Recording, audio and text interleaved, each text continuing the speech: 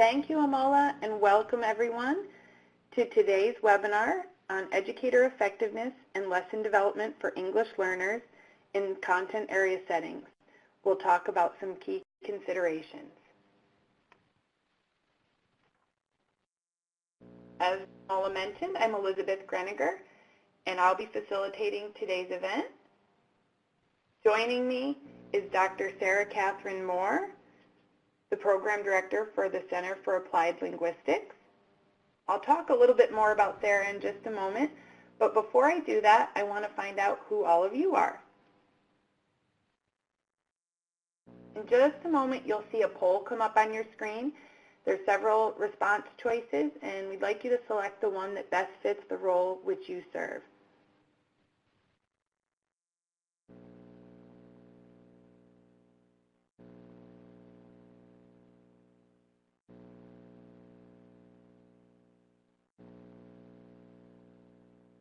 Happy to see quite a large group with us today and several names of folks who haven't joined us before. So lots of new folks. We're glad you're here. See also some returning folks, and we're also glad you're here.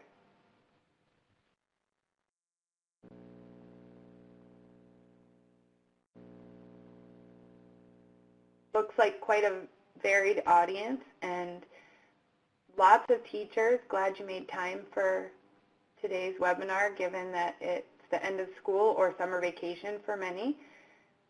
We hope that this presentation will really meet the needs of anyone who works with English learners.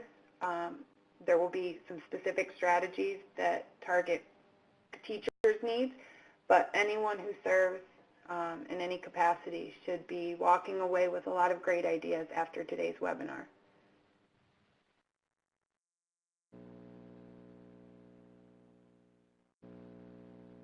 Okay, this is wonderful. We're glad you're all here.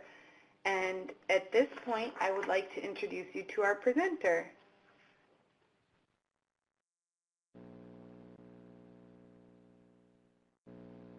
Dr. Sarah Catherine Moore is the Program Director for Pre-K through 12 English Learner Education at the Center for Applied Linguistics.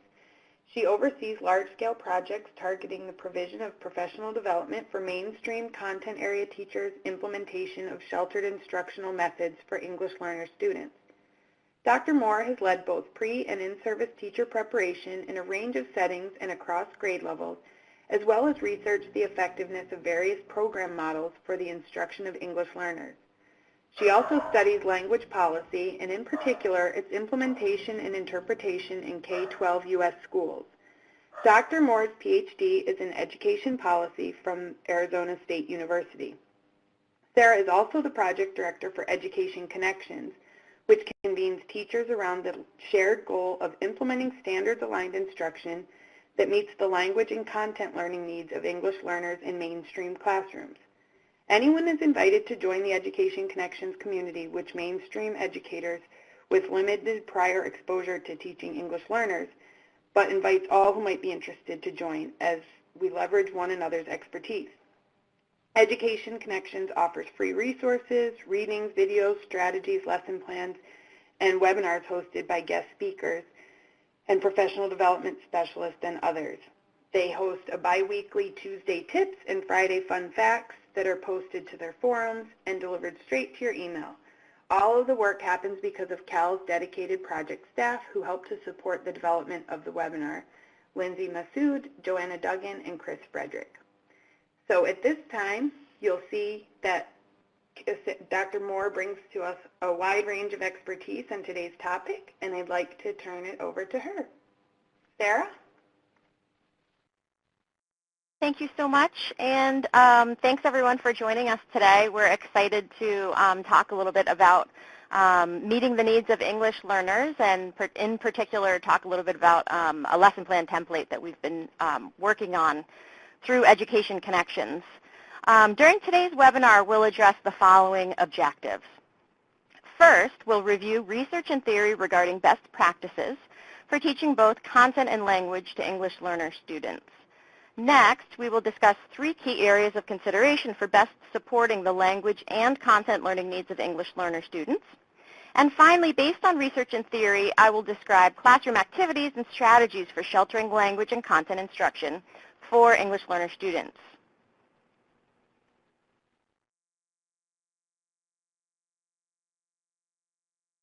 So let's first think about English learners and some broad demographics. For school purposes, English learners are students who have tested as not fully proficient in English based on a state-based assessment. They may be born in the United States, they may have emigrated from outside of the United States, or they may be the children of immigrants. For census purposes, the term limited English proficient refers to students ages 5 and older who reported speaking English not at all, not well, or well on a survey questionnaire. In 2014, there were 25.7 million LEP individuals ages 5 and older, accounting for 9% of the 299.1 million U.S. residents ages 5 and older. Spanish speakers account for 64% of the limited English proficient population.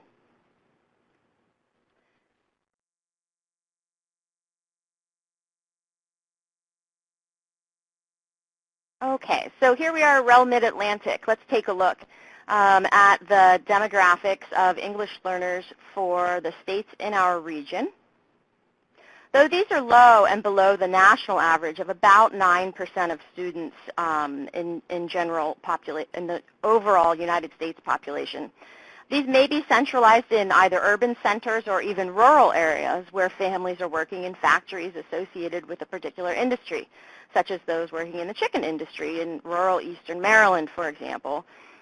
Or other less traditional receiving areas might be communities whose churches are hosting refugees, as another example. We've included this information in the resource box for your reference.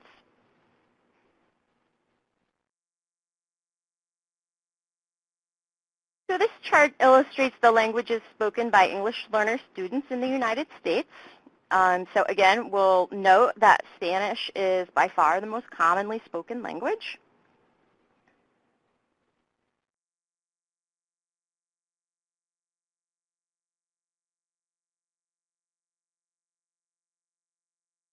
On this map, the 5 states with the largest population of English learners are highlighted in yellow, along with the percentages of languages represented by English learners. Again, the overwhelming majority here are Spanish speakers. And I would say in order to best meet the needs of Spanish speakers and other English learners, we might promote bilingual programs and certainly native language literacy and ultimately biliteracy. That said, one goal of sheltering is to account for the needs of students from a range of language backgrounds in one classroom setting.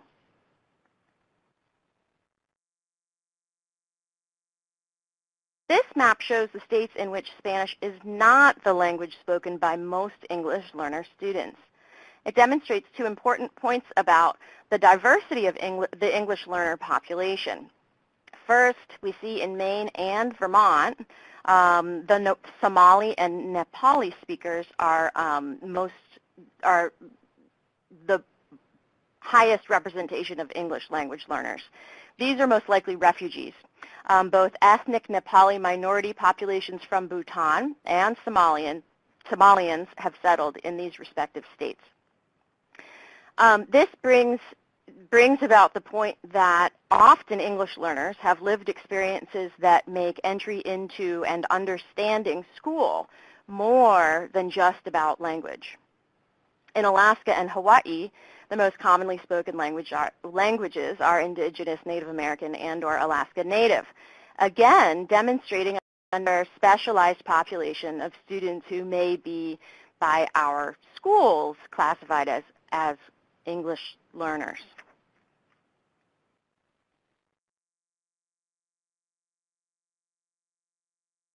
So this table shows the distribution of home languages among English learner students, again, in the Mid-Atlantic region.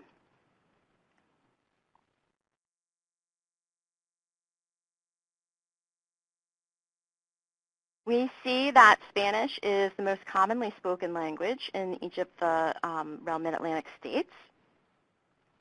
some variation among second most spoken languages. And we note the prominence of Chinese as the third most spoken language by English learner students. This is a nationally representative sample of schools.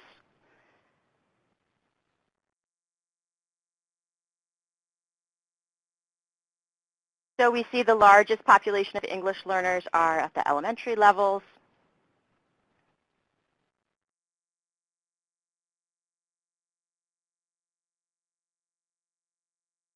And here we see graduation rates for English learners versus all students.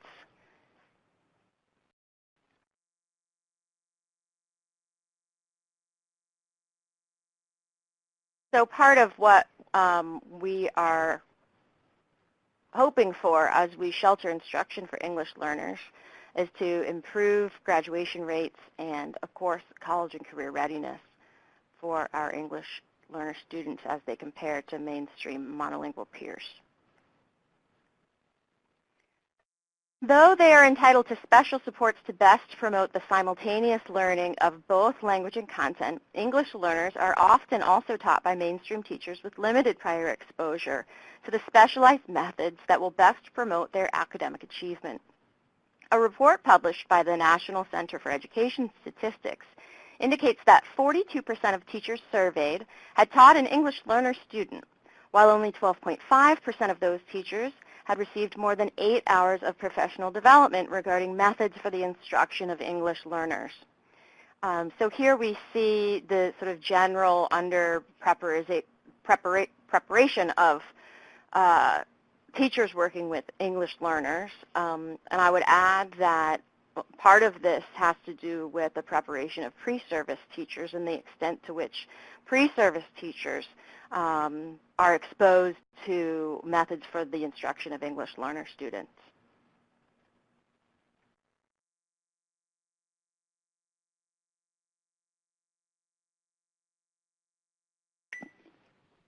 Thank you, Sarah. That was a great introduction. The demographics for the Mid-Atlantic and nationwide are very helpful in setting the stage for us.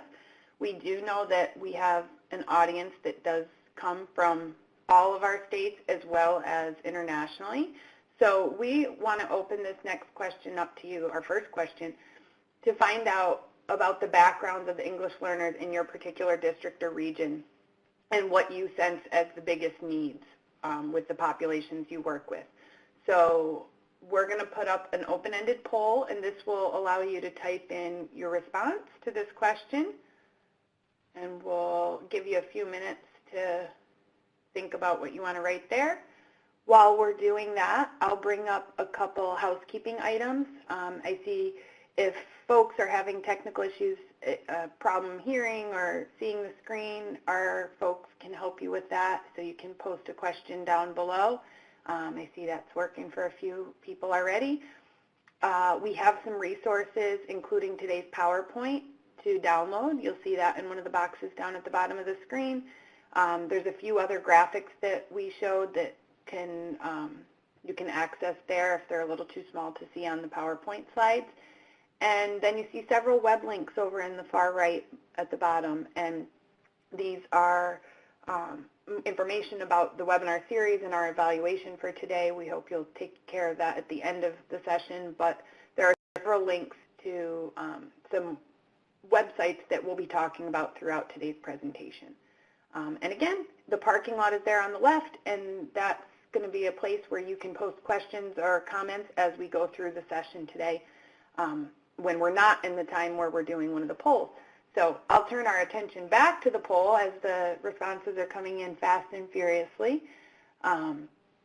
It was helpful, too, for folks to comment in the parking lot where they're coming from. So I do know that we have a wide range of folks from all over the country.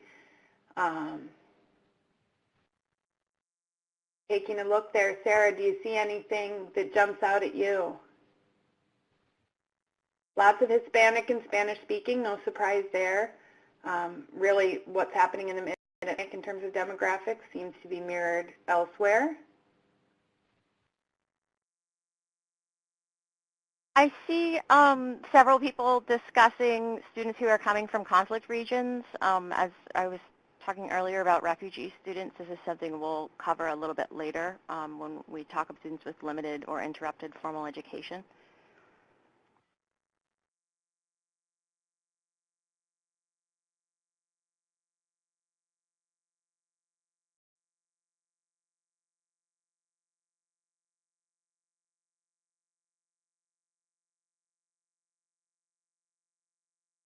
Lots of folks from Texas joining us today.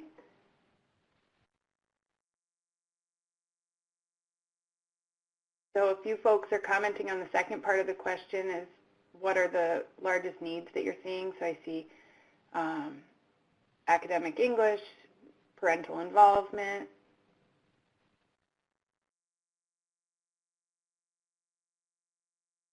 teacher preparation,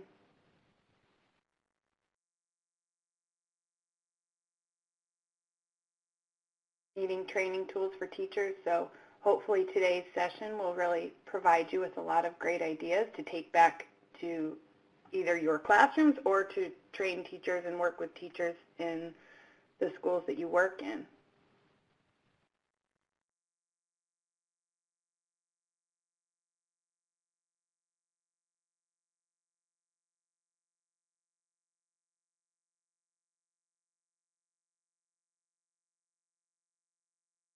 Poverty,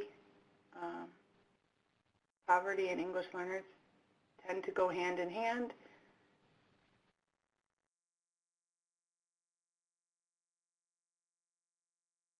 So I think I've also seen a lot of response to this question of teacher preparation. Also the importance of what some might call building background, getting to know one's students. That English learners, as we've mentioned, are not sort of one single monolithic group. I think that the responses here evidence that, while we see a prevalence for Latino and Spanish speaking, there are lots of other languages and cultures represented here in this list, which points to the reason for having a presentation like this where we're not addressing dual language, we're addressing English language instruction. So we'll give folks just another minute or so to type in your responses here. I will also note that all of our polls that we ask today will be documented. So once the webinar is over, we have an archive of the entire event, including the responses to the different poll questions. So if you find that as we go through the different polls, there's ideas there that you would like to utilize or some sharing among colleagues that would be helpful, those will be posted shortly after the webinar in the next few weeks.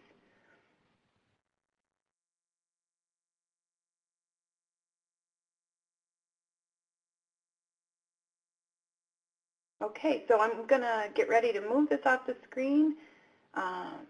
Lots of wonderful responses there. It helps really set the stage for the rest of our conversation together over the next 2 hours.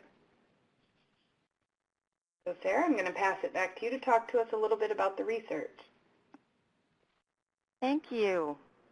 So now we'll talk a bit about what we know from research with regard to considerations for the planning and delivery of lessons and instruction for English learner students.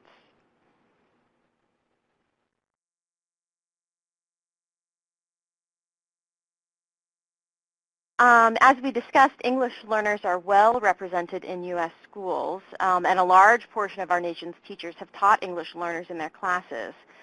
Many more will, of course, teach English learners in the future. However, teachers generally feel underprepared to teach English learners and feel particularly underprepared to instruct English learners in meeting new college and career readiness standards, such as the Common Core state standards. When English learners are in mainstream classrooms, they need access to grade-level content, which can happen through intentional provision of opportunities for language development and sufficient scaffolding of the language they need in order to understand and communicate about class content. It might be valuable in this case for ESL specialists to interact and help support mainstream teachers whenever possible. Teaching English learners is distinct from teaching native English-speaking students, not just because of the needs they bring to the classroom, but because of the assets they bring as well. For example, proficiency in their first language, knowledge of a different country maybe, or skills in bridging different cultural contexts throughout their daily lives. Each student is different and brings different assets, or we might say funds of knowledge, and part of a general approach to teaching English learners must acknowledge this and draw on students' backgrounds, which is, I think, what we saw from some of our participants talking about getting to know your English learners. Sheltered instruction is an approach to supporting English learners in content area classrooms in which teachers make grade-level content accessible for English learners while simultaneously promoting students' English language development. This approach includes practices such as posting language objectives in addition to content objectives, differentiating instruction based on students' English language proficiency levels, building on students' diverse background experiences, and providing opportunities for students to interact and use both oral and written language throughout the class period. So some examples of approaches to sheltered instruction that are fairly well known are the SIOP model. Others may be familiar with SEDI. So we have sort of general notions around sheltering and sheltered instruction, and in some cases we have more defined sort of models and approaches. Evidence regarding whether oral language proficiency in either student's first or second language is more likely to lead to literacy development is highly limited. However, studies have shown that English learners benefit from engaging in authentic discussion around new content. Research indicates that students should be grouped heterogeneously based on levels of English proficiency. In addition, researchers suggest that students have opportunities to interact orally in English several times in a school day at minimum. So here we may see teachers engaged in levels of formative assessment of levels of English proficiency. It's important when planning lessons that we sort of bring to the forefront opportunities for using all four language domains.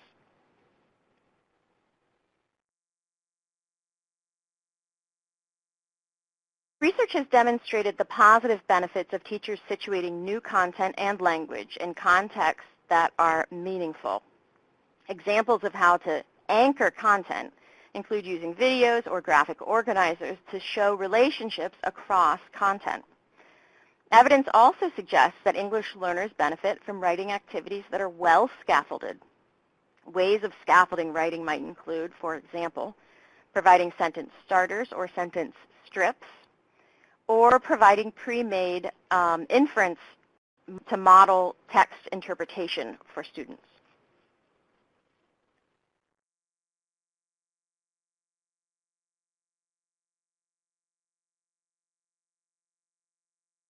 Research has yielded strong evidence that explicit vocabulary instruction positively impacts English learners' academic development. Studies suggest that teachers focus on specific words across several days. Some ideas for identifying keywords to incorporate into explicit vocabulary instruction might include words key to the content concept, frequency in the text, content-specific words, or multiple meaning words.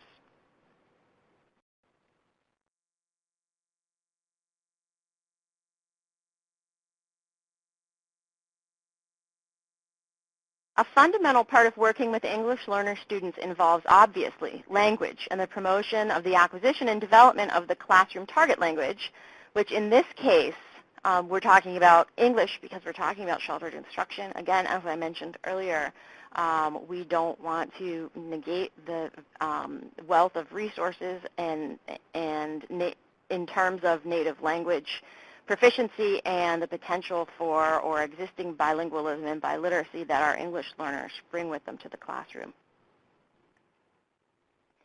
During this presentation, when we discussed language development, as I mentioned, we're referring to English language. However, we have strong research evidence that native language skills, both orally and in terms of literacy, do transfer to subsequent language learning.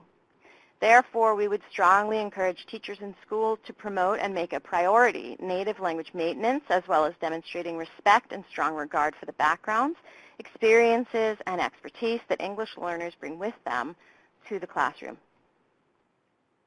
In terms of English teaching and learning, then, we should first keep in mind the complexity of language, as well as language in the classroom. Though we will note later on that vocabulary knowledge is important for English learners' academic achievement, language is not limited to vocabulary. Rather, its demands, often residing at the discourse level, are frequently embedded in lessons, creating invisible barriers to English learners' access to core content and capacity for demonstrating content knowledge. When we think of language, we must keep in mind that it is more than simply words, but rather representative of an individual's or a group's linguistic repertoire. We'll discuss theories associated with the complexity of language a bit later. Another important consideration involves explicitly identifying the particular discursive practices associated with various content areas. Scholars have referred to these as the language of math or the language of science, wherein a particular way of talking or describing is expected to convey meaning in a particular content area.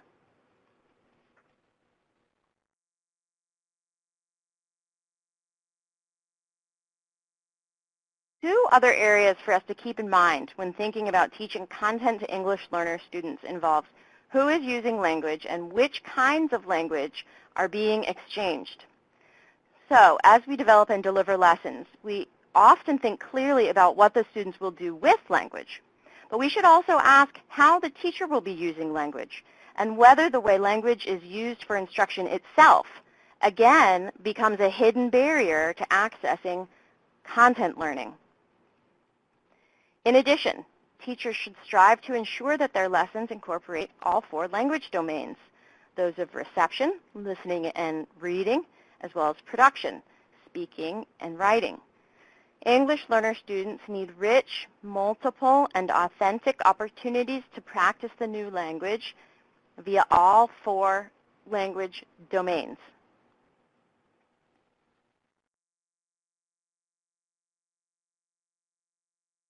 So, with regard to research, I'll now discuss three particular areas for consideration when working with English learners. First, and related to the previous slide, involves the relationship between oral and written language and providing opportunities for students to interact and exchange in both around content.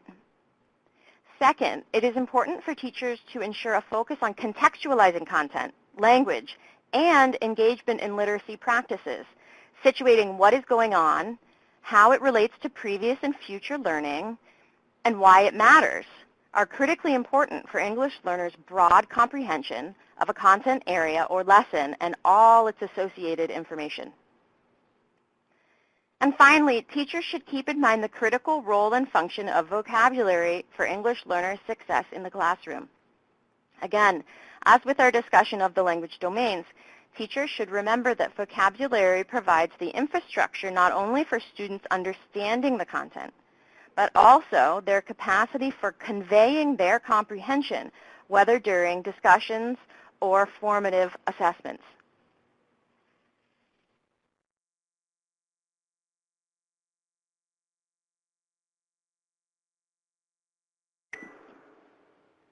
Thank you, Sarah, for taking us through that research, which is quite dense and provides a lot of great background information about why this is such a critical topic for us to be thinking about. What we'd like to open up for our audience now is to think about, in the context of all of what you just heard on the several last slides regarding best practices, what kinds of preparation and professional development opportunities have been made available to you or educators in the different places where you work with specific attention to teaching English learners. So we're going to open up another poll and have you share your responses to that question.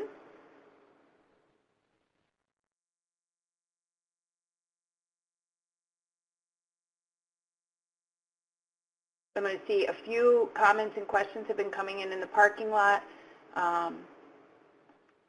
Someone asked about the research references, and yes, those are included in the PowerPoint that you can download. A little side conversation among folks from Texas talking about different districts and the requirements for having teachers be ESL certified.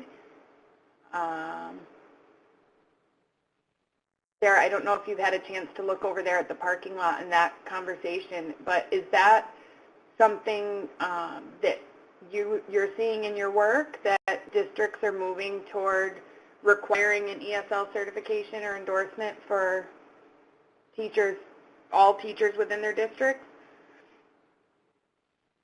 It's something that on which emphasis has been placed in states. For those in Massachusetts, for example, there's been a big push for retail, and all teachers have to be SEI endorsed, which is the statewide program model for teaching English learners. I haven't seen it from district to district, but it's certainly encouraging. Yeah, and another comment that came in kind of along the same lines is requiring, potentially requiring a class in teacher preparation that ensures all teachers at least have some base knowledge of how to address the needs of English learners. And I don't know where that stands in the different teacher preparation programs, but it's a wonderful idea, and a lot of the things we'll talk about today would be really helpful in making that move.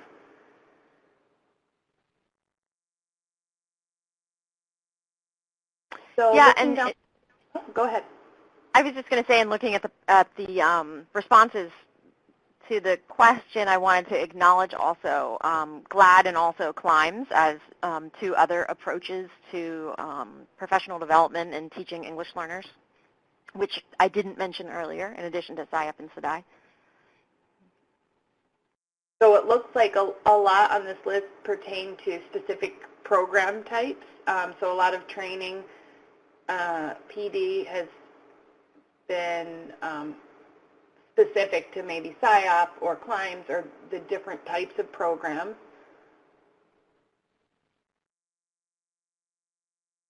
And then sadly we see people who have not had much opportunity for professional development in this area.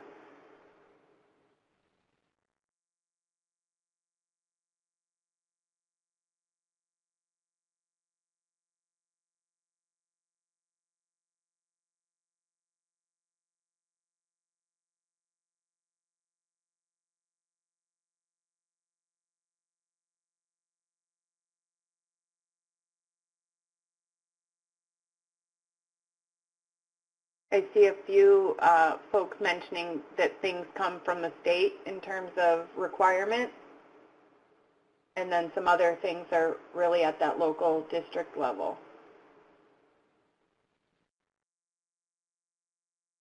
Yeah, and I would mention that there's great variance among states with regard to the sort of mandates and expectations for certified personnel.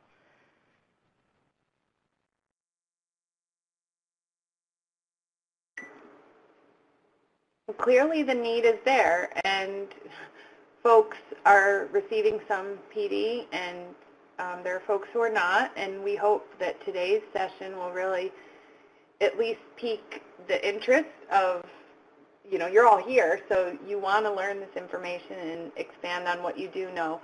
So we hope that this is a stepping stone to bring that back to your schools or districts and thinking about how you can utilize the information. We'll talk more about that at the end of the session. But at this time, we want to get on to the next section where we talk a little bit about how the research and the theory that we've talked about thus far is informing practice and some of the work that Sarah's very eager to share with you all.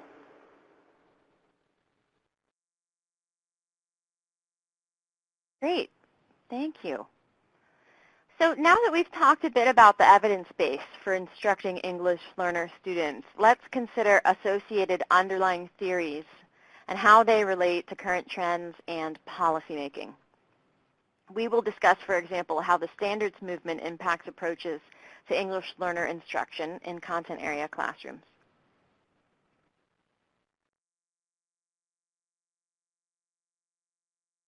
In terms of current trends and policymaking in the context of teaching and learning for English learners, the most impactful changes are related to the new standards movement and in particular the Common Core state standards. The Common Core are similar, the Common Core movement and in particular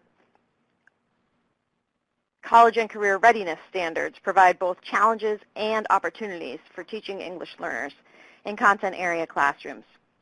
Because Common Core aligned lessons incorporate a focus on academic language for all students, this could potentially benefit English learners in that language demands and content-specific language forms are explicitly identified and addressed in the classroom.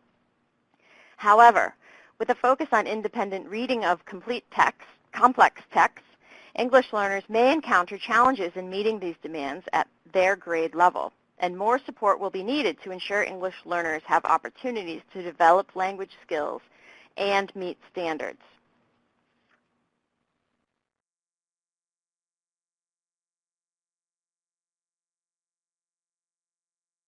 So let's consider together the simple principle of practicing to get better at doing something. We all inherently know this is how we learn. We practice. We do something and we improve our proficiency with that skill. The same, of course, applies to language, and seeing content area classrooms as language classrooms necessitates that teachers provide opportunities for students to use and therefore practice language in that setting. This means, as we've discussed, providing opportunities for students to use all 4 language domains, as well as providing opportunities for students to interact in pairs or groups, as well as structuring that group work to ensure that all students do need to talk, listen, read, and write in order to accomplish the goals that have been set out for them. One way to ensure students have opportunities to use all 4 language domains is to plan for instruction using language objectives and to be explicit about which language domains students will use. For example, rather than students will describe how a bill becomes a law, a language objective could say, students will describe orally to a partner how a bill becomes a law, or students will describe in writing how a bill becomes a law. In addition to planning for instructional activities that promote language use across all 4 language domains, structuring interactive activities can be done in such a way to ensure that all students will participate and practice using the target language. For example, teachers can assign roles to students for conducting group work or plan activities that structure the way in which partners or group members take turns speaking. Another aspect of students' language learning is the role of their first language.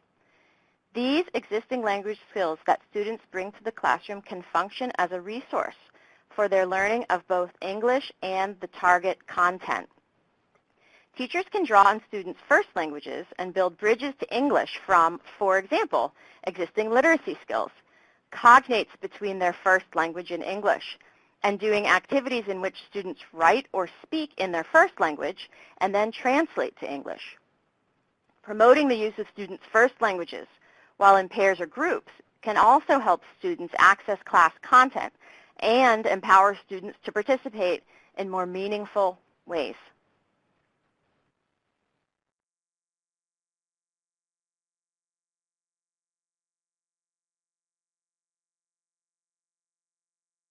So we know that students need to practice language in the classroom and draw on their first languages. How we introduce language and what we teach can be informed by an approach called systemic functional linguistics, or SFL. which considers how particular features of language are used in specific contexts and the purposes or functions that those features play within those. So, for example, in academic explanations, connecting words like because, however, and therefore play an important role in demonstrating the relationship between ideas. In science, turning verbs into nouns, called nominalization, enables scientists and science students to talk about scientific processes. For example, the verb react becomes the noun reaction, allowing you to say the chemical reaction produced a gas. For educators, identifying language forms critical to the content area and to academics in general can provide a starting point for scaffolding and teaching this language within content area instruction. So again, this notion of the language of math, the language of science, etc. When planning language learning opportunities for English learners, it's also critically important to acknowledge that language use is social, and using new language repertoires can constitute a shift in identity, since language use involves playing particular social roles. Language forms communicate our beliefs and values, sometimes in subtle ways that are difficult to identify. Getting to know your students and their language backgrounds can help you build bridges to the new language they're learning to use in the classroom. Consider how the language of school is similar to or different from students' existing language repertoires, both those they use within and outside of school. It's incredibly helpful for teachers to learn about the ways of talking, thinking, and being that students bring to the classroom, and to bridge these with the ways students are being asked to communicate within the school setting.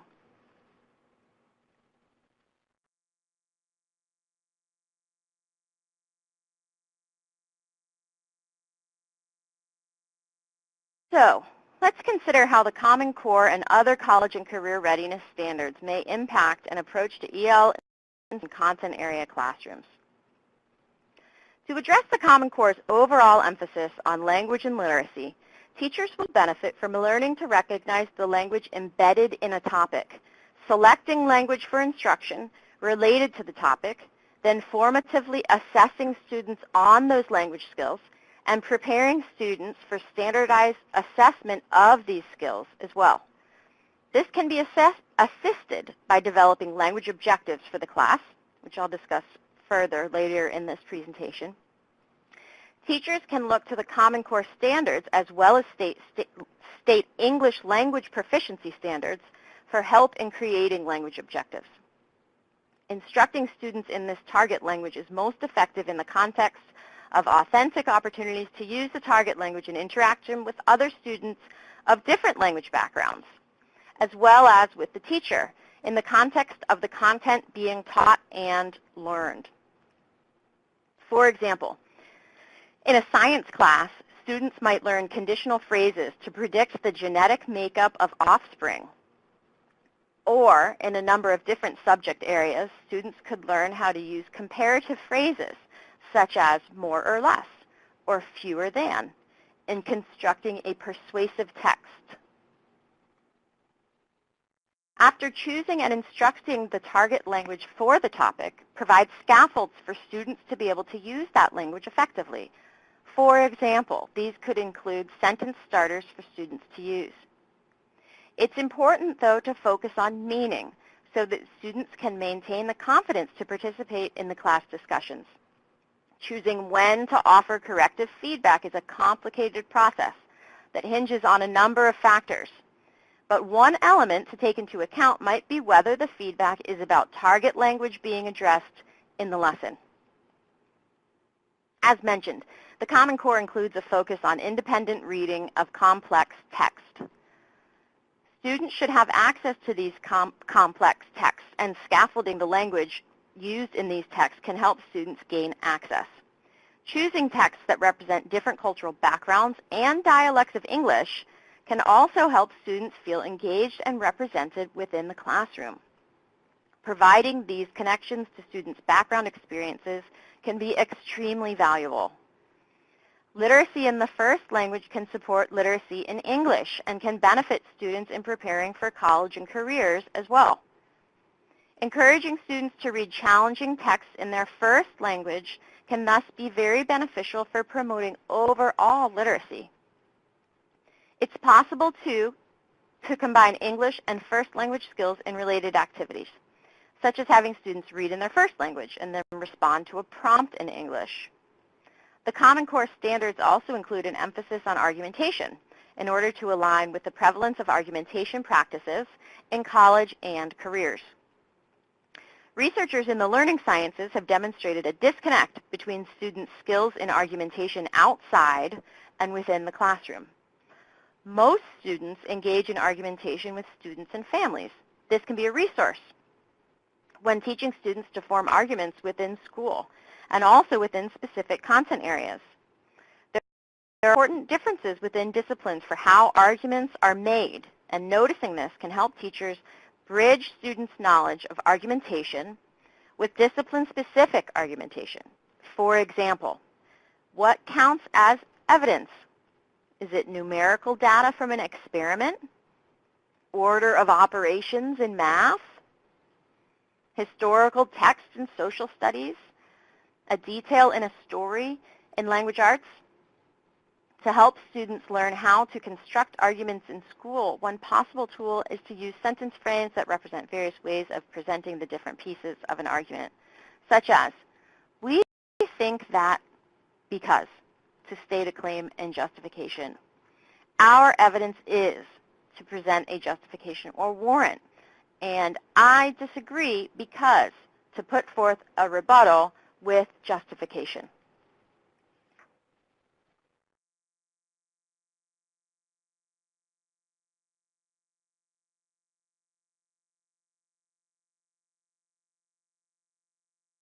So, in order to meet the challenges of the Common Core, one of the most important things for teachers to get is to get to know their students.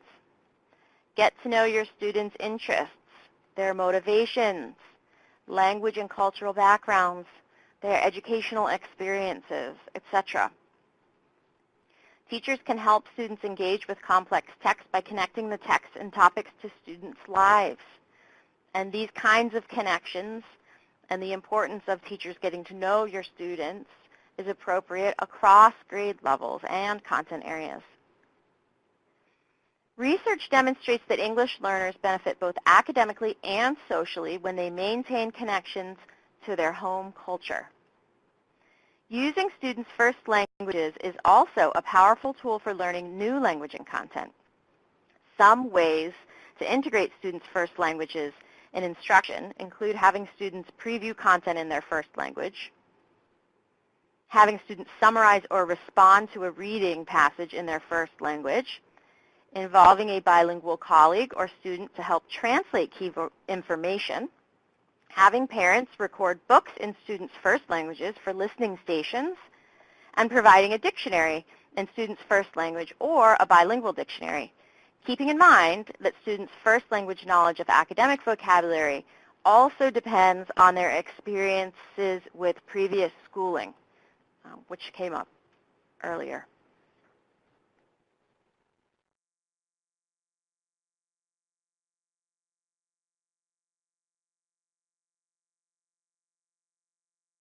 So our current research program called Education Connections, in this we've been applying this framework to help English learners meet new content standards, including the Common Core state standards and other content standards developed and implemented by individual states. Education Connections is a teacher professional development program that includes a large online component coupled with some face-to-face interaction with participating teachers. The program helps teachers plan for instruction that is both aligned with standards and that includes supports for English learners.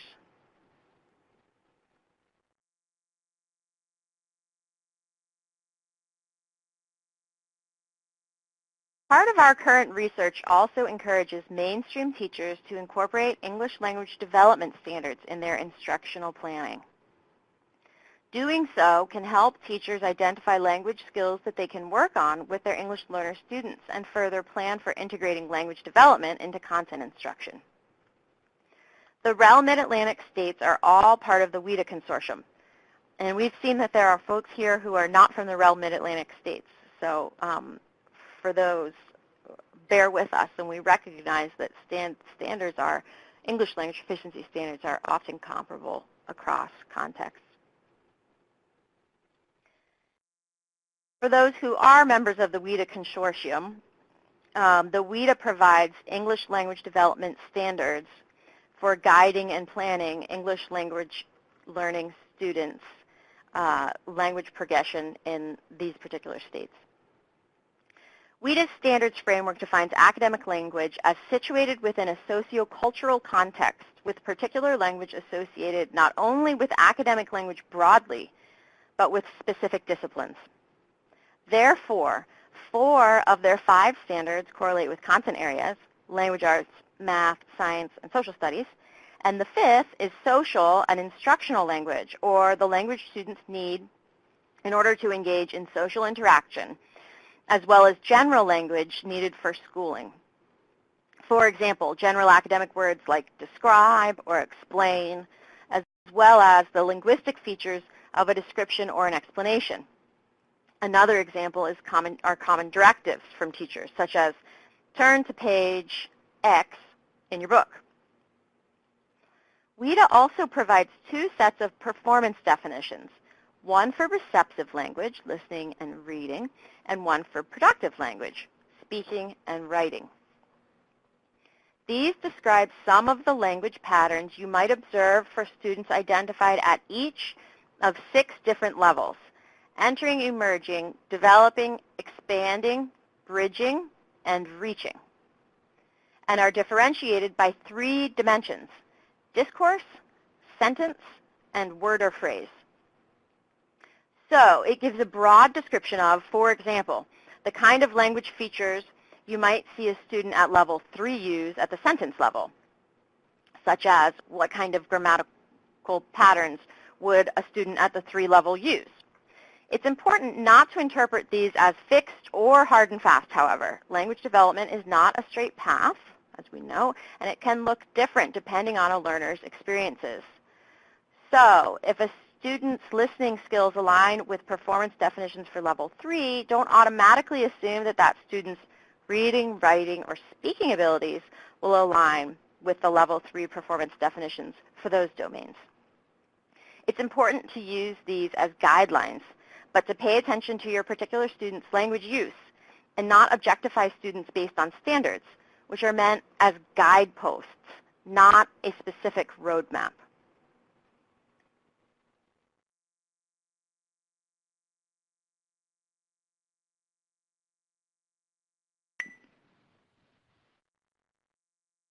Thank you, Sarah, for taking us through those details about some of the different approaches to addressing the needs of English learners.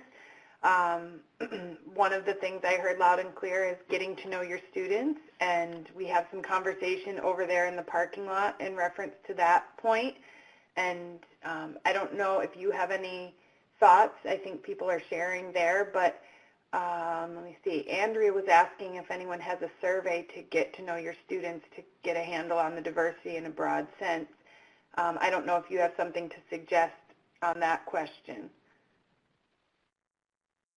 I don't know about a survey for sort of a classroom, but the mutually adaptive learning paradigm, which is something that was developed in particular for SLIFE students, Andrea DeCapua and Helene Marshall are the sort of creators of this, and they've developed a number of tools. One of which is an interview protocol for students, and then they also have an interview protocol for parents.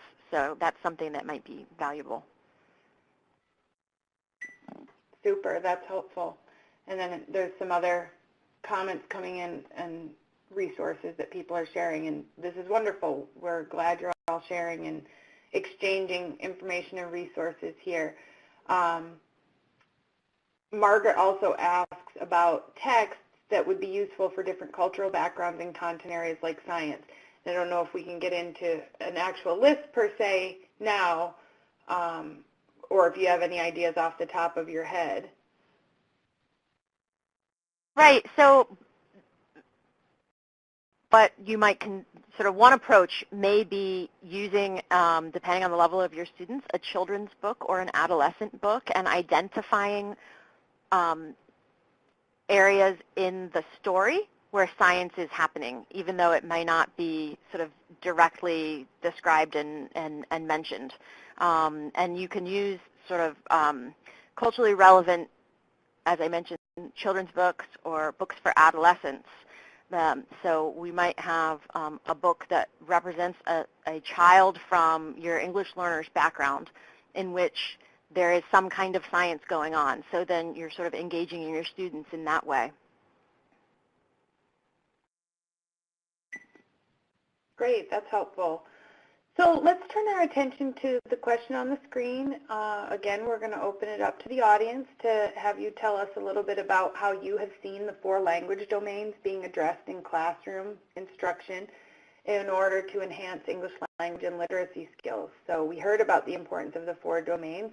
Hopefully that is not new information for most of you, but we would like to hear how you're applying this in classrooms or how you're seeing it applied in classrooms. We'll take a few minutes to let you put some ideas down there, and we'll chat about that.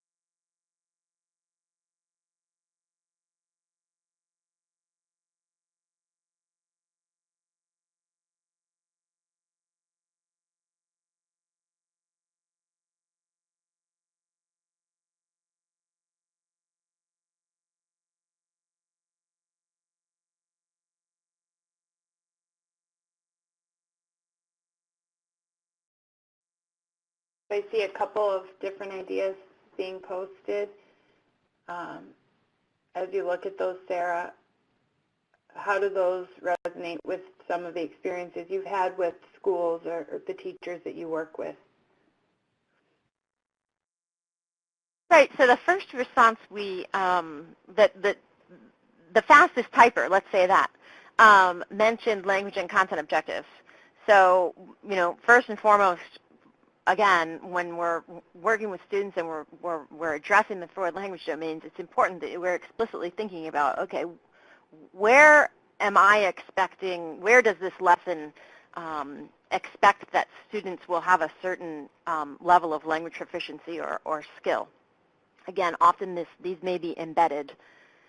So bringing those to the forefront and being explicit about what exactly students will be either needing to comprehend or needing to convey in which language domain is important. And then we have lots of wonderful examples of strategies and activities that I recognize and are familiar across the grade levels, which is also really nice to see, starting super young and going through high school.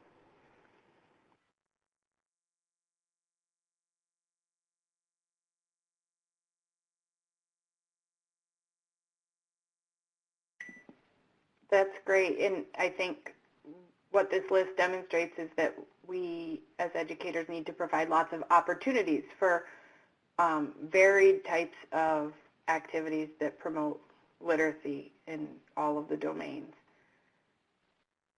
So, one idea, it's not going to fit all classrooms or all students.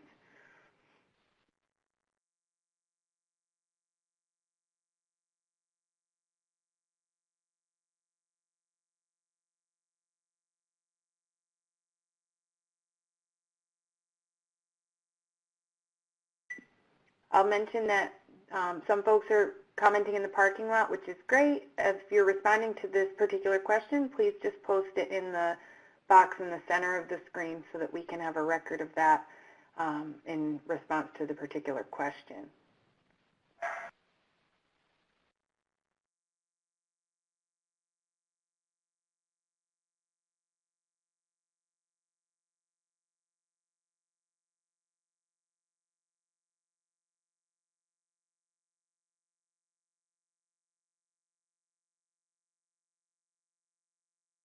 I think we're definitely seeing rich representation of integrating all 4 language domains across most of these examples, so that's really fantastic.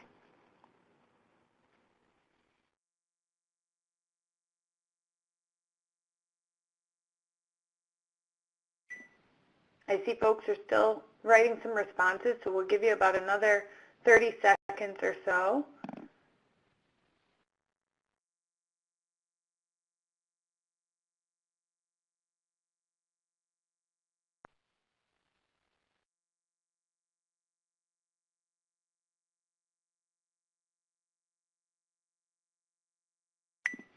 So probably a good point to also mention, I think you talked about it a little bit indirectly so far, Sarah, but that any type of instructional strategies can be used in a variety of classrooms, so either with the ESOL teachers or within the mainstream classroom, but that collaboration among educators at the school, mostly at the school level, is really helpful in ensuring that there's some consistency here with instructional strategies, but also so that there's a lot of sharing. And as we've talked about, you know, one type of activity or one strategy is not going to fit for all students. So having kind of a repertoire of ideas for how to target the specific needs of English learners really comes through in quality professional development and quality collaboration at the school level and in order to promote great classroom strategies.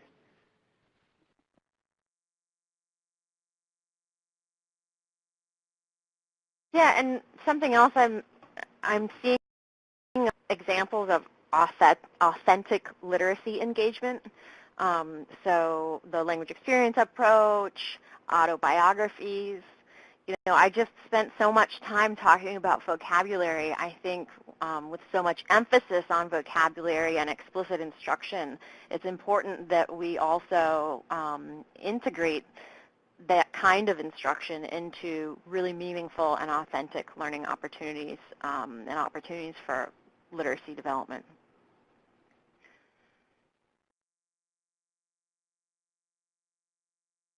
Absolutely. And that's an asset to all students, not just our English language learners. So we'll move this poll off the screen and we'll get into our next section where we talk a little bit more about how to address the needs of English learners in the classroom.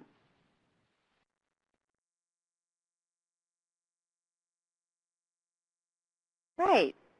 So some of this will be familiar, I can see, based on your responses to our last question.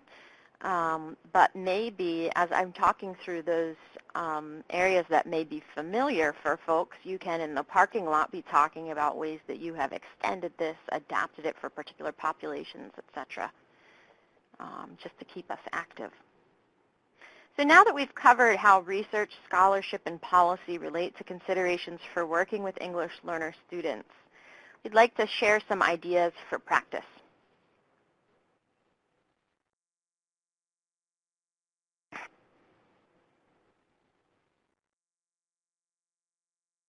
I'll now discuss activities and strategies for lesson planning and delivery for English learner students in the content area classroom. For participants today who are not teachers, we encourage you to think about the salient characteristics among these activities which might inform your approach to assessing teachers' instruction English learner students, or interpreting policy guidance for schools around what classes with English learners should look and sound like. Here are some examples of activities that could be used to promote use of all 4 language domains in the classroom. So we saw a lot of Think, Pair, Share. In Think, Pair, Share, teachers first ask a thought-provoking question of the class. Next, they give students some time to think about the question on their own, as well as the language they will need to respond. Then students share their thoughts with a partner. This gives the students the opportunity to check out their answer with another student or hear another possible answer. If confused, the students can ask their peers for help. Finally, ask students to share thoughts with the whole group, which serves as a form of accountability for the students. In this discussion or explanation, the teacher gets feedback on what the students do or do not know through informal assessment, which is something we talked about earlier. And we have circle chats. With circle chats, the teacher would first clear a space in the room large enough for all the students to stand together in 2 concentric circles. Next, take the total number of students in the room and divide it by half. This is the number of students you will call forward. Let's say in this example it is 10 students. Have the 10 students stand in a circle. Then the teacher should call the next 10 students to come forward and form a circle around the first circle of students. Tell the students in the inside circle to turn and face their new partner in the outside circle. Everyone should have a partner. If there's an odd number of students, the teacher may form one group with 3 students. The students have 2 minutes to talk to their partners about the question they're asked. The teacher will want to use a bell or another sign to get the students' attention when the 2 minutes are up. At the 2-minute signal, the teacher asks students in the outside circle to take 1 step to the left and make sure the students understand that only the outside circle moves. Now each student has a new partner to talk to. This process would be continued, asking a new question each time new pairs are formed until the students have worked their way around the circle. Okay, so then we have GIST, generating interactions between schemata and text. The GIST activity is valuable for working with complex text. It is particularly valuable for comprehension of informational text. Students work in groups to generate 1 sentence that summarizes the main point of a passage. After all groups have finished their sentences, the teacher selects a reporter from one group to share its summary sentence with the class. The other groups compare their summary sentences with the one read aloud, making adjustments to ensure consistency with the main idea of the passage. The activity can be repeated with the next passage in a larger text. Together, the summary sentences will represent the main ideas in the overall text. GIST provides opportunities for students to discuss and clarify meaning while generating a concise summary of a reading.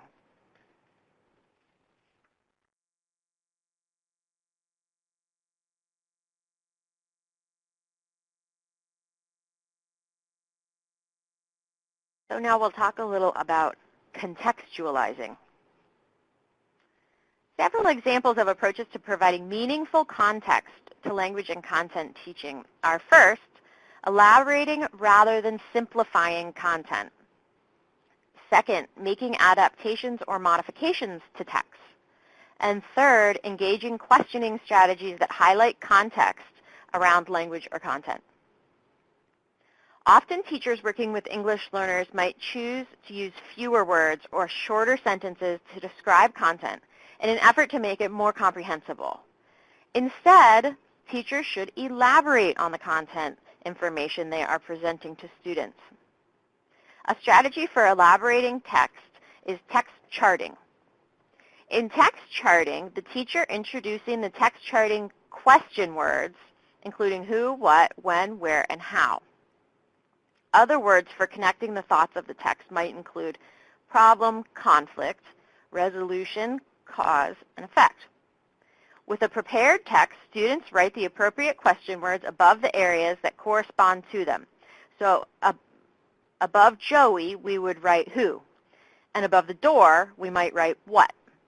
The class would then come together with a teacher and review their placement of focus question words. As they work through the passage, the teacher would formulate answers similar but broader questions that often appear in standardized tests. For example, who went to the door? What was behind the door? For facilitating reading comprehension, a valuable way of contextualizing content involves inviting English learners to predict what will happen in a story or passage before, during, and after reading based on students' past experiences. Teachers model making predictions in ways that make them dynamic, changing as more information is read. After reading, reviewing the predictions that were made and their accuracy or the changes made through processing new information helps readers recognize ways in which their comprehension is affected.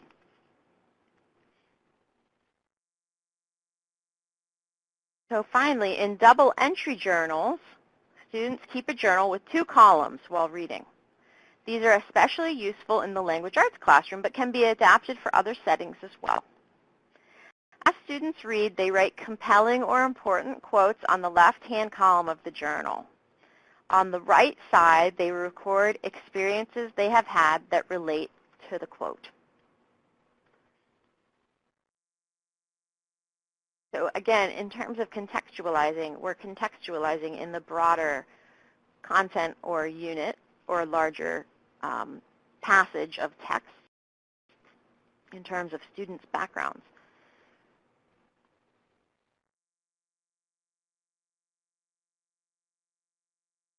Integrating key vocabulary instruction can play a critical role in promoting English learners' success, as was discussed in our review of research.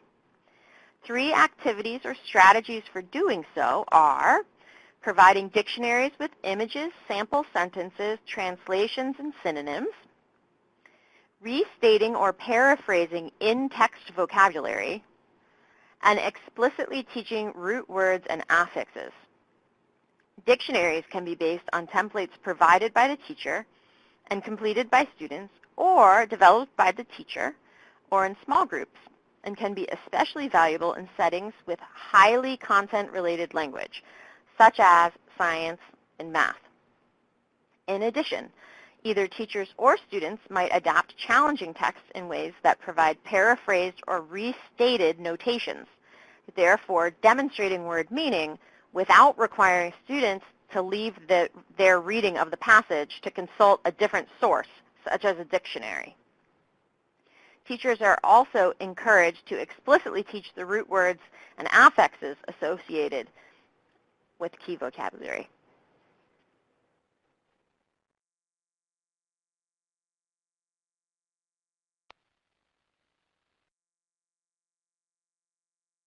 Okay. Now we'll discuss a helpful tool for teachers that addresses some of the instructional strategies we just presented. As part of CAL's Education Connections project, we have developed an Education Connections lesson plan template. It is deliberately comprehensive in length and intended to provide, for teachers who use it, an introduction to key ideas they should take into account when planning lessons for English learners. These practical areas of the lesson plan template derive directly from the research base and theoretical ideas we discussed earlier in the previous sections of today's presentation. The example we're showing here is a newly revised template that has been pre-populated with the WIDA standards, including drop-down menus for can-do descriptors. These top sections ask for what we would generally expect in a lesson plan, but we have also added space for teachers to write the names of English learners, therefore requiring them to directly think of their English learners while planning. We have also added program model, which again, we hope will prompt teachers' consideration of the program model they are using in their classrooms.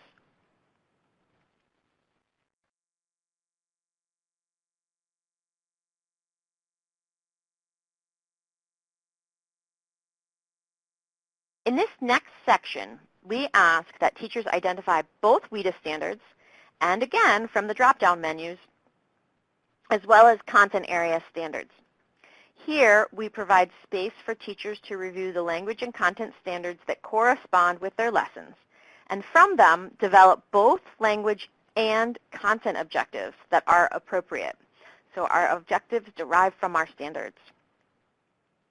When writing language objectives, we encourage teachers to think beyond key vocabulary and also explicitly state what language domains students will be using to accomplish each objective.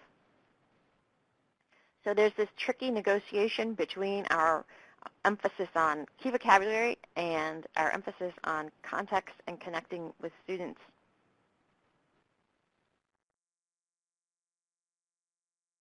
By focusing specifically on which language domain students will be using in the development of language objectives, we hope that we are unveiling for teachers some of the language demands embedded in their lessons, which they might then diminish through sheltered methods for English learners.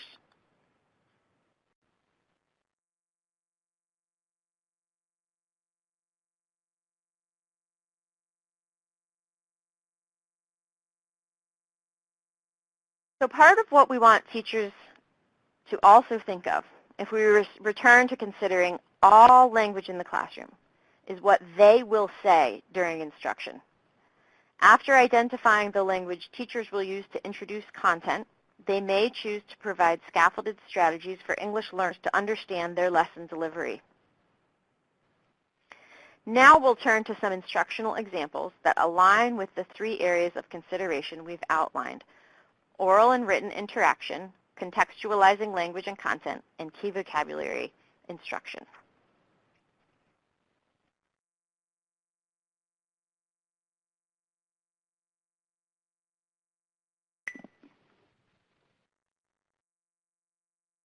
Thank you, Sarah.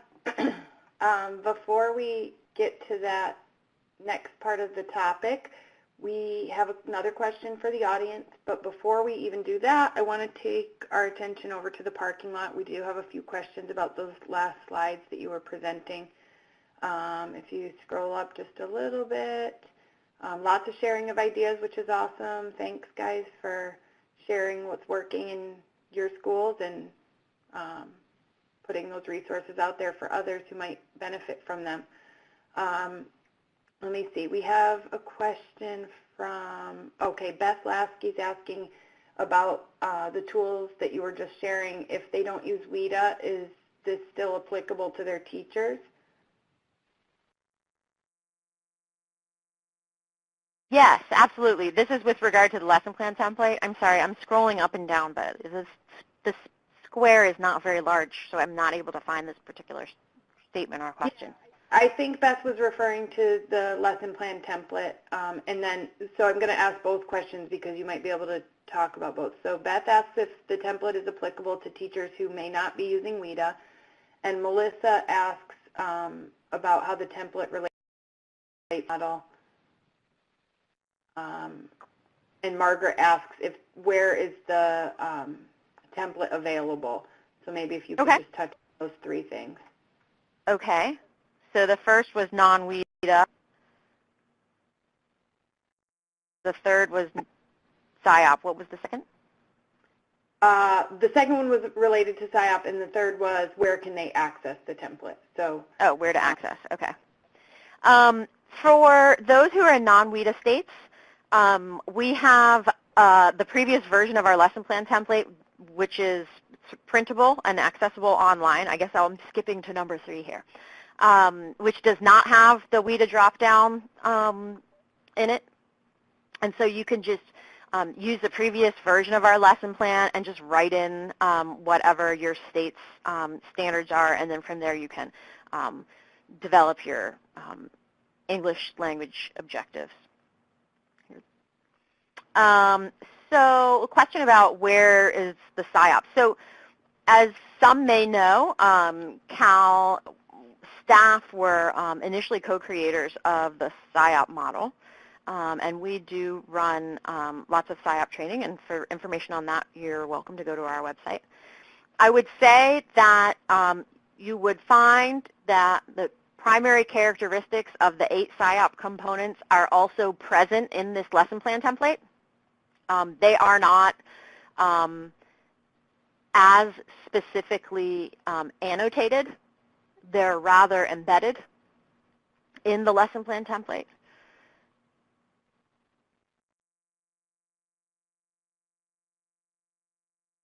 I'm just thinking of the specific components and where they would fit.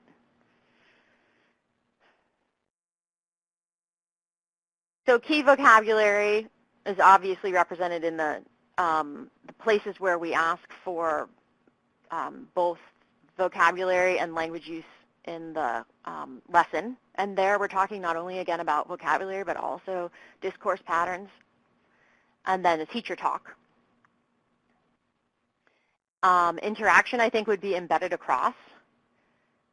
Building background, we could say that the beginning part where we're asking for information on the students is there.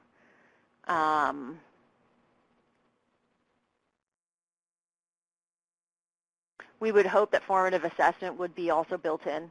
So I think, generally speaking, it's all there, but it is not noted. Now, when we first started developing this lesson plan template, we did take into consideration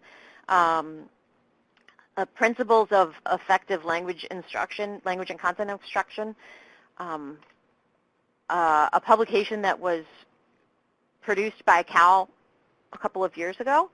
And so what we did was we did align the portions of the lesson plan template with which principle corresponded.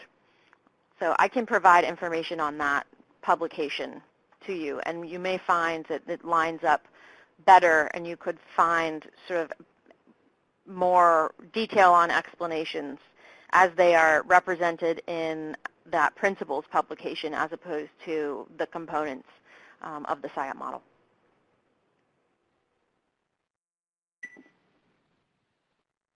So folks are eager to have access to that site where the template lives, and I think oh yes, sorry, I didn't go back to that. So our Education Connections speech is it in the links?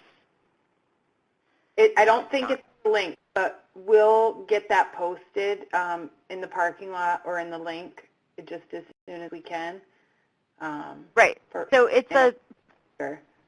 it's a network of teachers that anyone can join. We have folks from all over the country and all over the world across grade levels and content areas. It was initially designed for secondary content area teachers. Because of sort of Cal's reach, we have lots and lots of ESL teachers there. So it's a space for sharing and interacting, and we have some specific resources that we in particular have really focused on developing, and this lesson plan template is one of those. So. Super. So we'll get that posted just as soon as we can. And in the meantime, we'll turn back to the question on the screen, give folks a few minutes to think about this question: how can adapting instructional strategies ensure that the teacher addresses the unique needs of all English learners in the classroom? So we've heard lots of ideas from Sarah today and lots of sharing among all of you. So let's share away a little bit more here in our question box, which should be coming up in just a second.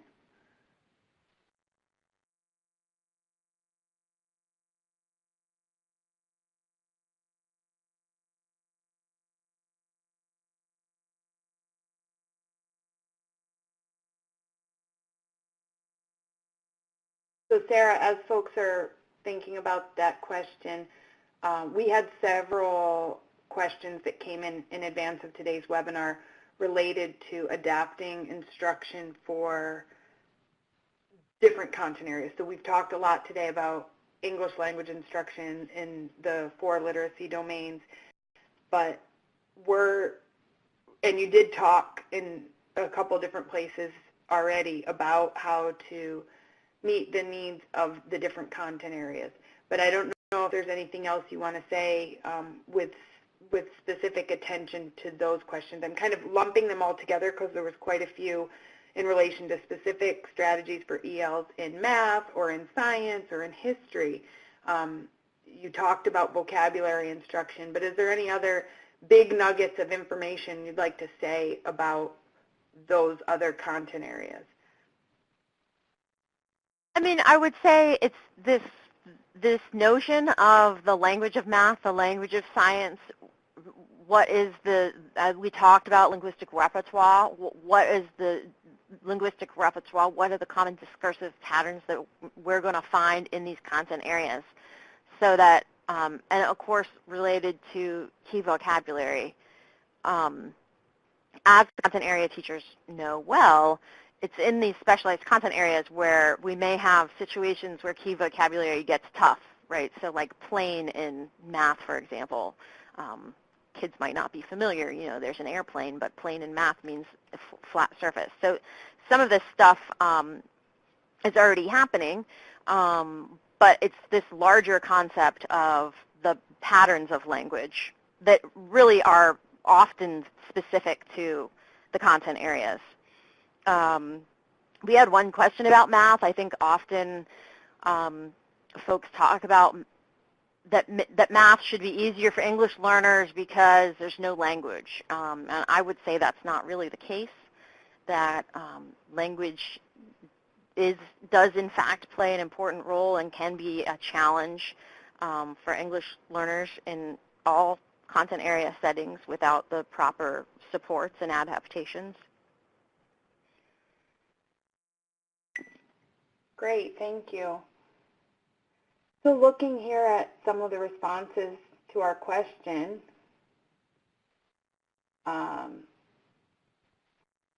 take a look down here.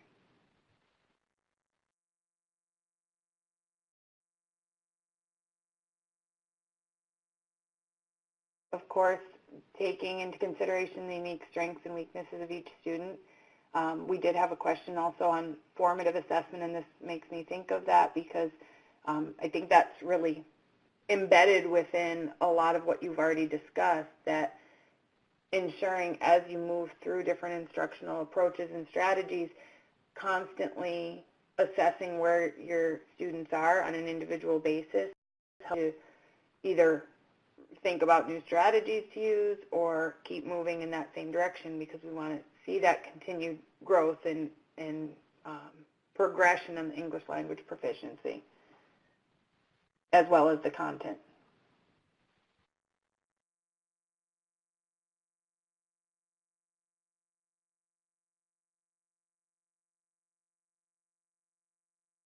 Margaret also mentions giving students opportunities to show what they can do. I love that.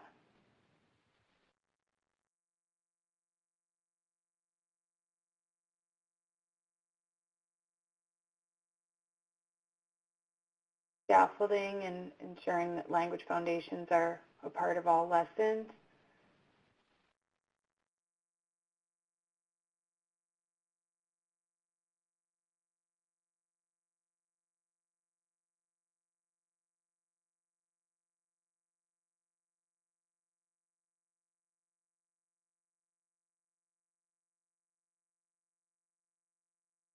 Right, so I think a lot of what we're seeing is people indicating that adapting or scaffolding instruction for English learners ensures that a certain level of challenge and rigor in the content is maintained. And I think for those who have not been trained in sheltered instruction or been exposed to methods for working with English learners, the thinking is that the kids will learn, they'll get it eventually. And what happens is they do learn English eventually, and in the process, they miss out on content. And so as kids develop their English proficiency, they then get to the 5th grade or the 8th grade, and we find that they haven't been properly prepared with content knowledge.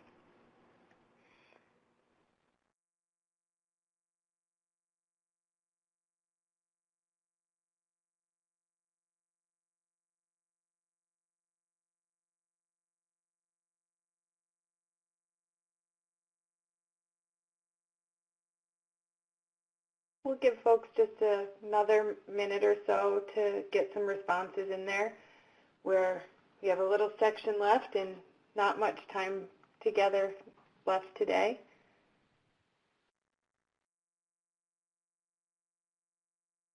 There's a question over there in the parking lot, Sarah, which I don't know if you have an idea off the top of your head, but a question about, where did it go? Okay, suggestions on a textbook to teach pre-service teachers about instructional design for diverse learners.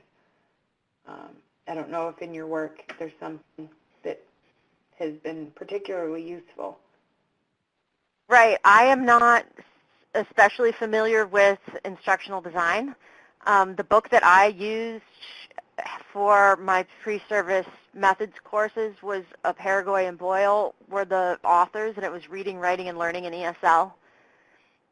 Another foundational text that's used widely now is Wayne Wright's book, which I don't know the name of, because it's been a while since I was in that space. 50 Strategies is another one that's been around a long time and been revised a number of times and can be a reference for some of what I was discussing earlier.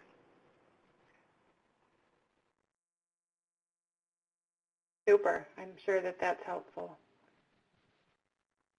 So we're going to move the poll box off the screen and move into our next section to talk a little bit more about how this idea of addressing the needs of English learners intersects with addressing other needs that those learners might have.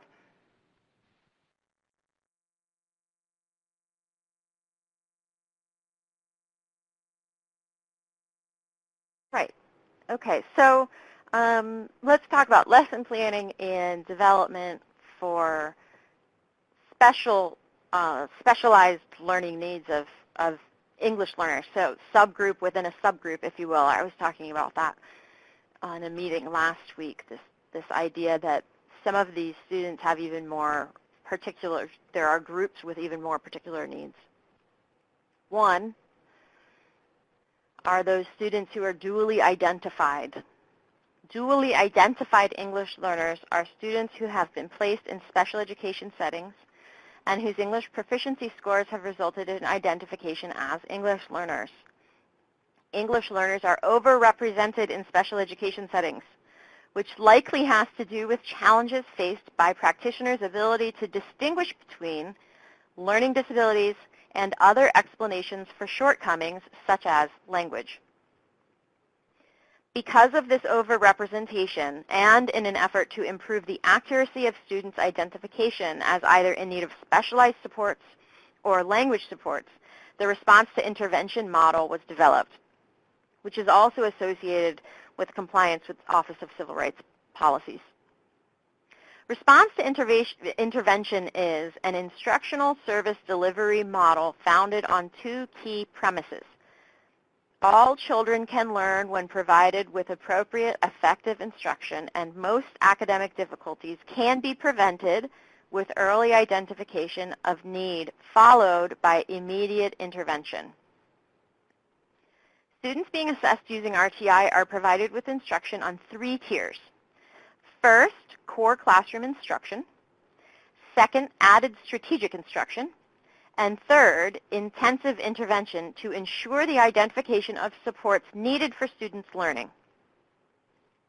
Implementing RTI with English learners involves strong integration of appropriate sheltering methods to assess and deliver both content and language instruction that is accessible. A few examples of distinctive behaviors are described on the following slide.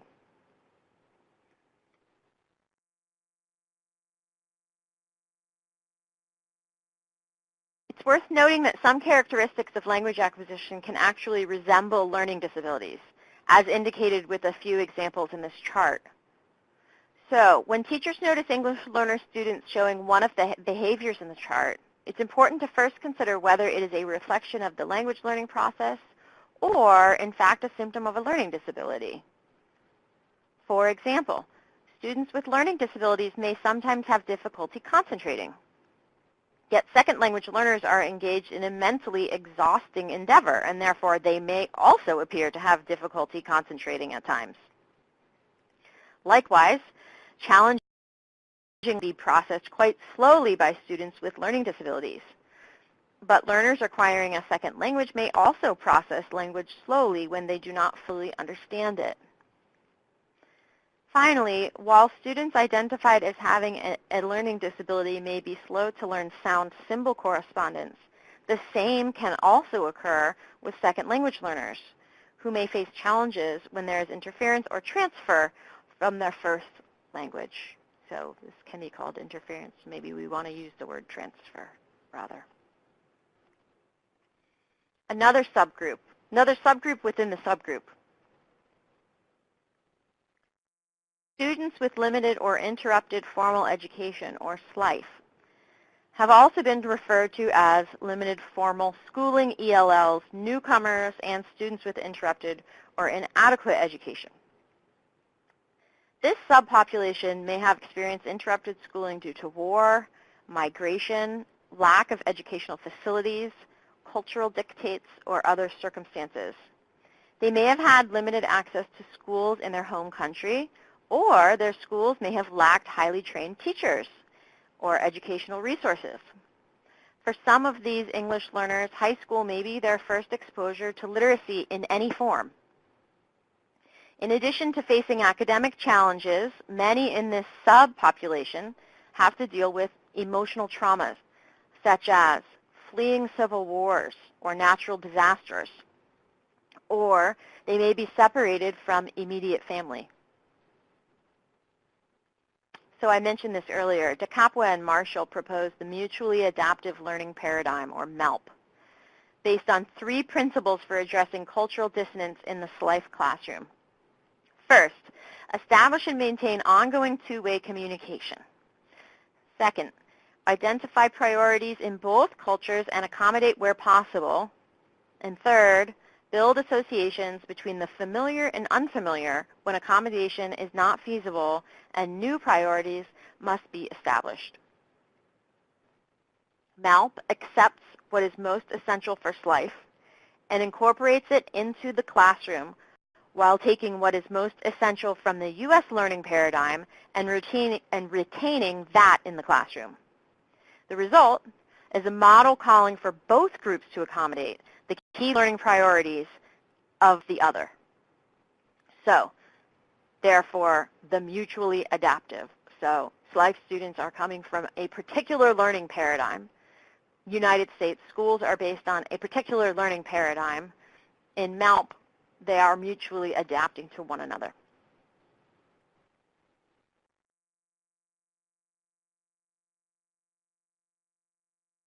MELP is a way of comparing and integrating essential components of 2 sometimes dissimilar paradigms, the learning paradigm that SLIFE bring with them based on their past experiences, and the U.S. school paradigm that they encounter when they enroll as students in the United States.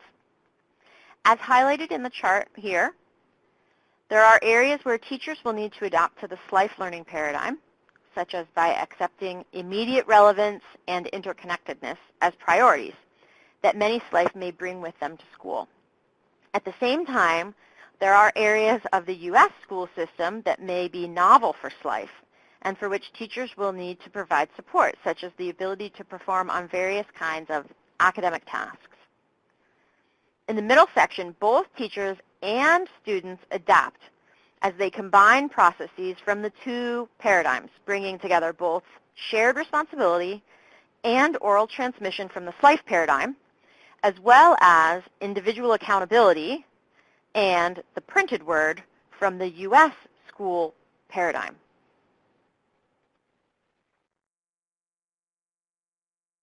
Okay, another subgroup within the subgroup. Long-term English learners. Long-term English learners, sometimes simply called LTELs, are students who have been classified as English learners and therefore enrolled in language support programs for an atypically long time, often defined as 7 or more years. Long-term English learners are by definition secondary students and are typically highly proficient in everyday English.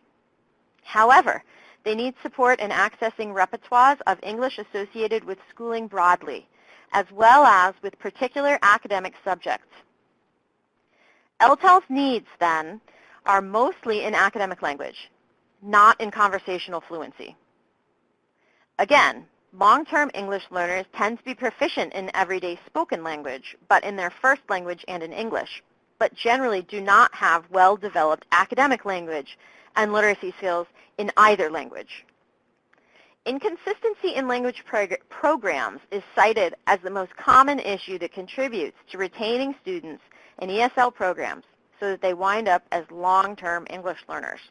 And we found a couple people talking about students who are moving from school to school and district to district. This can be the result of migration or of inconsistency in programming within one school district. In New York City, for example, a 2000 report from the Board of Education states that exit rates were much better for students placed in either an ESL or bilingual education program as compared with mixed services. So these might be alternating between bilingual and ESL from one year to the next. Another element of students' academic history critical to their success in U.S. schools and exit from ESL services is literacy in their native languages. Many long-term English learners have had little to no academic instruction in their native languages, and therefore little, if any, opportunity for building academic literacy in their first language. Researchers cite native language literacy as one of the most salient predictors of educational outcomes for English learner students in particular schools, regardless of national origin. So, in planning instruction for long-term English learners, the supports and activities presented earlier can also work well for LTELs, who benefit greatly from targeted academic language development within content area instruction. In addition, one recommendation from researchers is to provide additional support for students to develop literacy skills in their first language. Students' literacy in their first language is a significant factor in acquisition of literacy skills in a second or third language, so support in first language literacy has the potential to help students succeed academically. Additionally, researchers have suggested that drawing on and building upon literacy practices from outside of school may help educators address the literacy needs of LTELs within school. Some case studies of individual students' literacy practices outside of school show that students who struggle with academic literacy are highly successful participants in different literacy practices outside of school. They recommend that educators consider how students out of school literacies may be able to contribute to their academic literacy development within school, rather than assuming that these students struggle with all literacy tasks.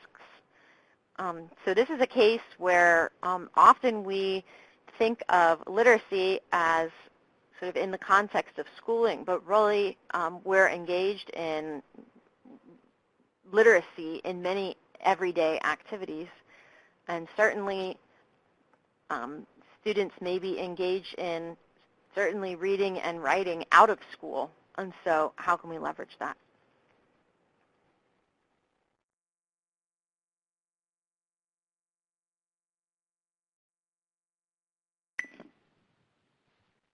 Thank you, Sarah.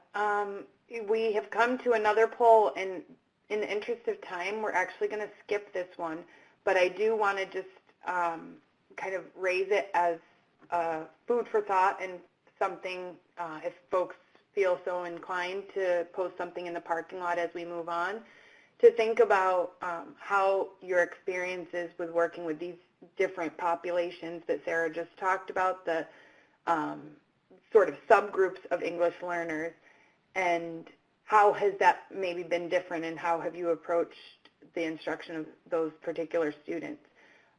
We would love to hear about that. We do want to make sure, though, we get through the rest of the slides, and we have just a little bit of time left together. So we're going to move on from that question. Instead of doing a formal poll, Sarah, if you can take us through the action steps in the next few minutes, that would be helpful.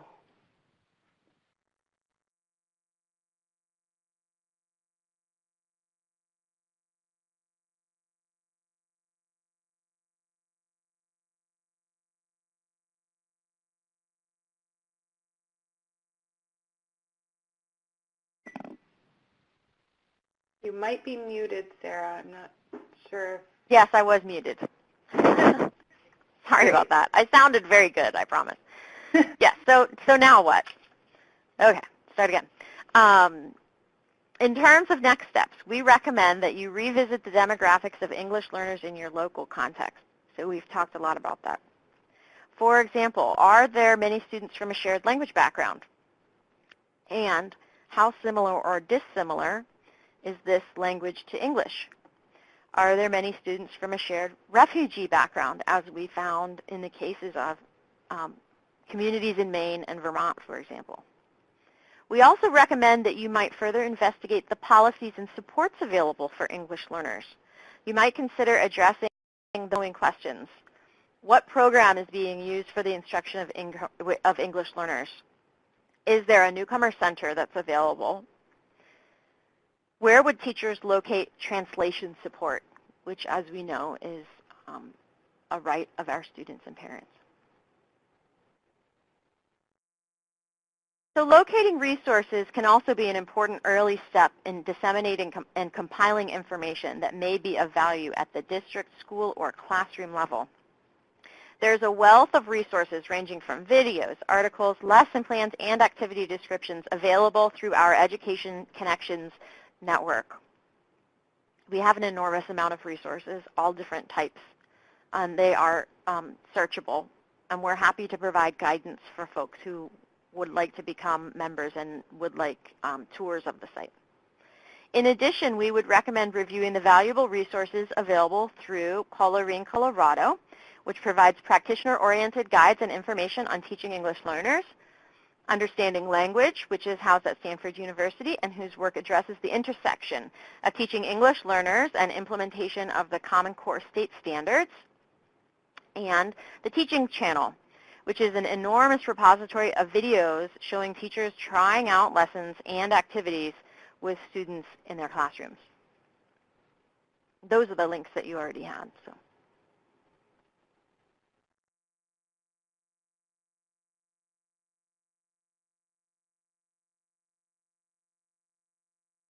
So, as we wrap up, here are some thoughts to synthesize content from today's webinar. First, it may be that as many as half of U.S. teachers have taught an English learner without the proper professional support to meet language and content learning needs. Therefore, it is critically important that all teachers, and especially content area teachers, have access to resources on how to work with English learners. Language use and instruction is multifaceted, which should inform lesson development and delivery. It is easy to oversimplify language in the classroom, and therefore key that practitioners and stakeholders adequately regard the complexity of language acquisition in the context of content learning.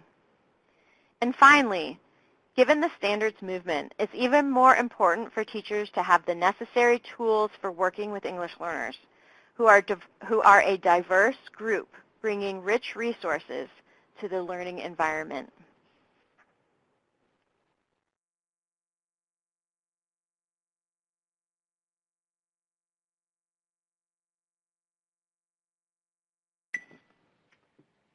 Wow, well that was a lot of information over the last hour and a half to 2 hours or so, and I see that folks have shared quite a lot in our parking lot. We're still working on getting you all the information for those links. We have posted the Education Connections link, and I think maybe some more details are coming on how to actually get to that lesson plan template. I see folks are asking about how they can use this PowerPoint and the information shared today. You can certainly download that and utilize that in your own professional development at your schools or districts. You will find probably in the next 2 weeks or so another email that will give you the final materials from today's presentation. So as I mentioned earlier, that will include the archive of the different conversations we've had and the questions that have happened today. So you'll have a documentation of all of that, and that will also include the closed captioning in the archived event. So I think that was a lot of the questions that we've been seeing over there in the parking lot. But I have one final question for all of you. two actually. We're going to post up 2 questions so that we can get a good sense from you all. What were your key takeaways from today's presentation, and what do you intend to do with the information you learned? Our goal in this series is to ensure that you're learning things that are really directly applicable to your practice and that you feel like you have come away with something that is useful in the roles in which you serve. So the ideas that you share will probably be really useful to others who are in attendance today, and we'll give you just a few minutes to formulate some answers there. While they're doing that, Sarah, if you want to take a glance over here at the parking lot, there's been a lot of things that have come in, and I want to try to make sure we've addressed as many of them as possible. Yes, Jessica has typed in the address to Education Connection, so you will need to create an account, and then you can have access to the lesson plan template and all of our other resources. You will also receive Tuesday's tips and Friday's fun facts automatically. I'm just looking through other responses in the parking lot in particular. Looking into a newcomer center. Newcomer centers can be particularly useful and valuable for, as I mentioned, our SLIFE students. Key vocabulary, again, I think it's such a tough negotiation between the importance of vocabulary and meaningful, authentic, rich learning opportunities. So I think, we continue to keep in mind that it's a delicate balance there.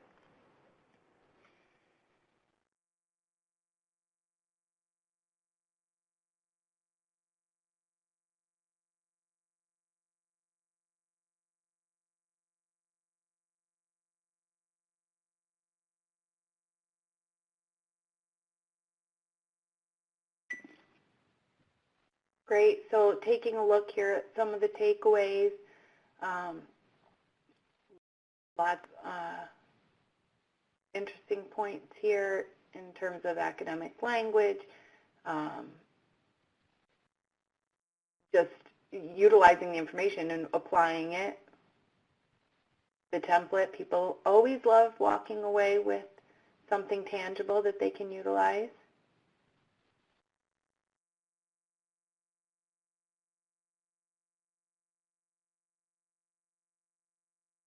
Right, so a couple of things. Someone wrote, don't simplify, add. That's one of our favorites also. Sort of a tagline for thinking about how you're adapting instruction for your English learners. It's so common that we attempt to simplify language, and in doing so may compromise the rigor of content. And so one way to avoid that is to provide further contextual information and clues for your students so that we're not losing the key core important content pieces.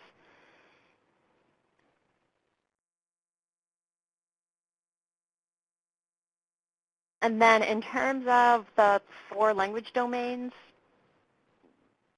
part of the reason we focus on all 4 language domains has to do with, and someone had mentioned, how do we work with students who may have, who may be low literacy students, is that oral language skills will then lead to the development of literacy. And so we want to really promote oral language development, but also provide, lots of diverse opportunities for practicing writing and practicing reading, because the two are related. I think, again, in terms of sort of the delicate balance, though, we also need to keep in mind that we need our English learners to be doing much more than just talking. They need also to be reading and writing.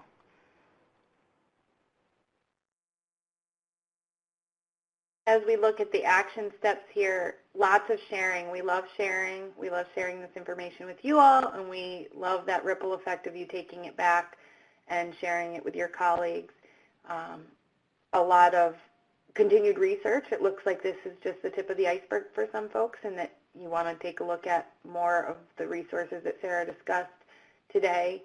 Also a wonderful way to spend some much-deserved summer vacation for many teachers. As we wrap up here, I'm going to just leave this open for about 20 more seconds or so because I see a few people are still typing. We'll share in the next couple slides some contact information. So if you do have additional questions for Sarah in reference to the work that Cal does or Education Connections or anything that you heard in today's webinar, you can certainly reach out to her with your questions. If you have general questions about our webinar series or the work that REL Mid-Atlantic does, there will be some contact information there for you. Let me get us to that slide. So we're going to pull these two poll boxes off the screen.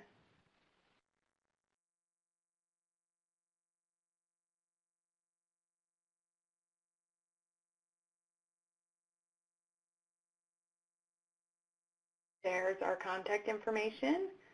Again, you have that in the PowerPoint that you can download down below.